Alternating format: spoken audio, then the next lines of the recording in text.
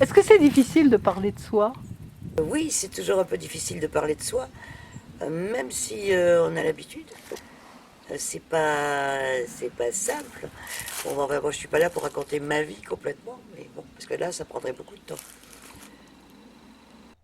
Vous êtes psy depuis longtemps. Quels sont les moments que vous avez préférés au travers de toutes vos expériences?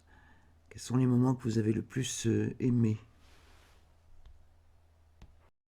Les meilleurs moments pour moi dans la psychothérapie, il y a le moment où la personne a un déclic, ce que j'appelle le déclic.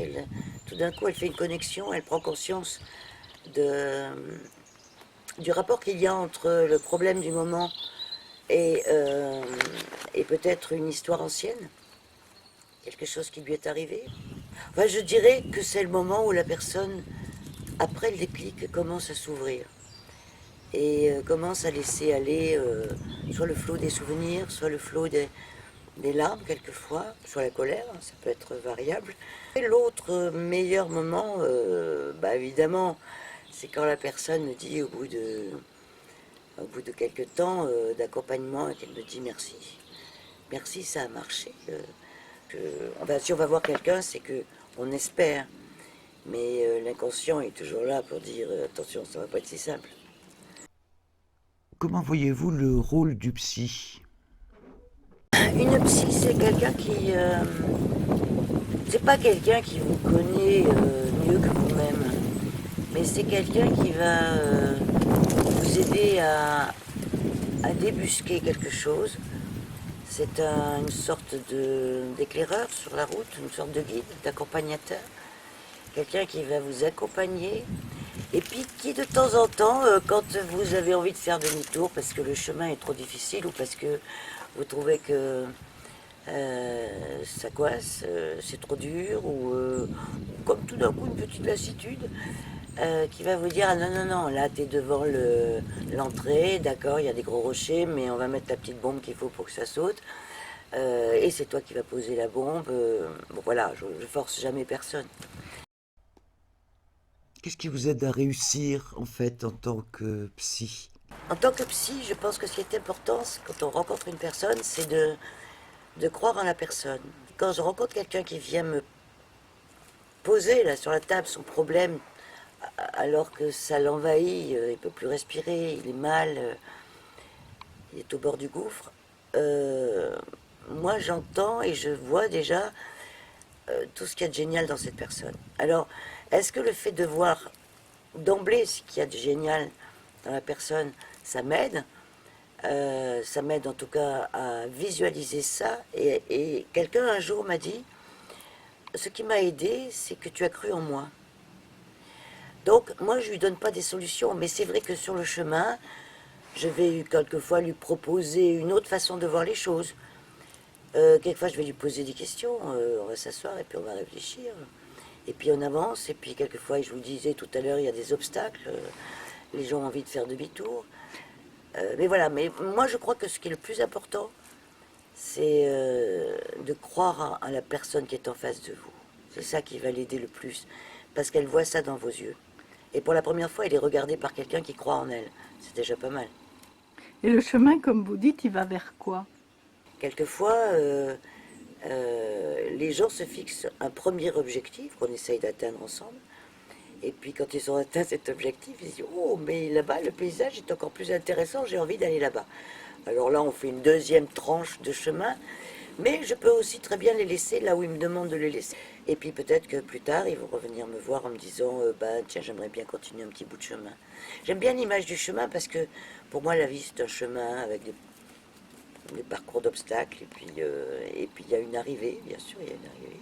Et votre, L'arrivée ch- qu'on se fixe. et Pardon. votre chemin à vous? Moi, mon chemin à moi, j'ai l'impression que c'est de transmettre ce que je sais depuis toujours, en fait. Je crois qu'on ne me l'a jamais appris. Un jour, j'ai rencontré quelqu'un qui m'a dit ce que je préfère chez toi, c'est ta joie et ton optimisme. Bien que je ne sois pas toujours joyeuse ni optimiste, hein, faut savoir qu'un psy, c'est pas toujours parfait. Mais c'est ta joie et c'est le fait d'y croire, c'est ta foi quelque part. Donc en fait, mon chemin, c'est d'avancer et de semer. Alors, de s'aimer aussi. C'est d'avancer, de semer des graines, de dire aux gens, tiens, t'as oublié ça, je te donne ça. Ou... mon chemin, c'est d'aider, je pense, et de partager. De partager ce que j'ai compris, dans l'enthousiasme de préférence. Et en fait, vous aidez les gens à voir les choses autrement par rapport à leurs problèmes. Oui, je crois que c'est un... souvent, on s'enferme dans des visions qu'on a de soi-même qui sont extrêmement limitées. Et je pense que il faut élargir la vision. Quelquefois même, il faut changer de point de vue. C'est-à-dire se dire, tiens, là aussi, je voyais ça autrement. C'est valable pour tout. C'est valable dans les relations. C'est valable... quelquefois, si on s'amuse à voir les choses du point de vue de l'autre, ça change tout. Parce qu'on est toujours coincé dans son point de vue un peu limitant. Donc moi, mon travail, c'est d'élargir les points de vue. Mais un point de vue, par exemple, par rapport à quelle est la marge du point de vue quand on est agressé, enfin quand la réalité est totalement là, c'est agressive. très simple. Hein. Quand vous êtes en situation de stress intense, lors d'une agression ou lors d'un... Oui, ou un moment extrêmement crucial. Là, on est en état de stress aigu, donc en hypervigilance. Là, le point de vue est extrêmement restreint. On n'a qu'une perspective, c'est survivre. Alors, il y a des gens qui sont contre-performants par rapport à ça, parce qu'ils vont avoir des comportements dangereux pour eux-mêmes. Parce qu'ils croient que c'est la meilleure manière, parce qu'on leur a dit quand on t'attaque, il faut que tu te défendes, voilà. Donc là, on va, au moment où on est sous contrainte, ou face à quelqu'un qui nous agresse ou qui menace notre vie, on est en état de réflexe. Et ça, moi, mon pari, c'est qu'on peut éduquer à l'avance les réflexes, comme on peut s'entraîner, un pompier aller au feu, un militaire aller à la guerre. Il faut s'entraîner face à des situations qui mettent notre vie en danger. Ça, c'est clair. Notre point de vue, à ce moment-là, il est de survivre.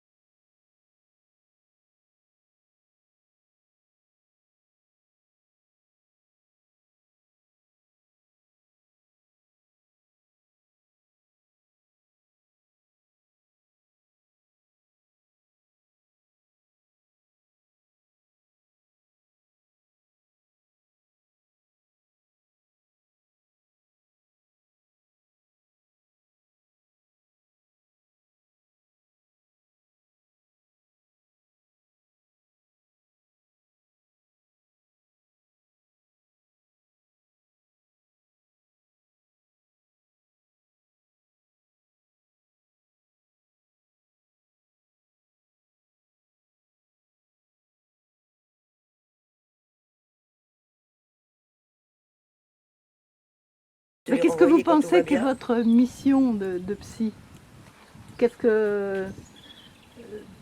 ça doit faire quoi une psy? Ça doit... pas doit...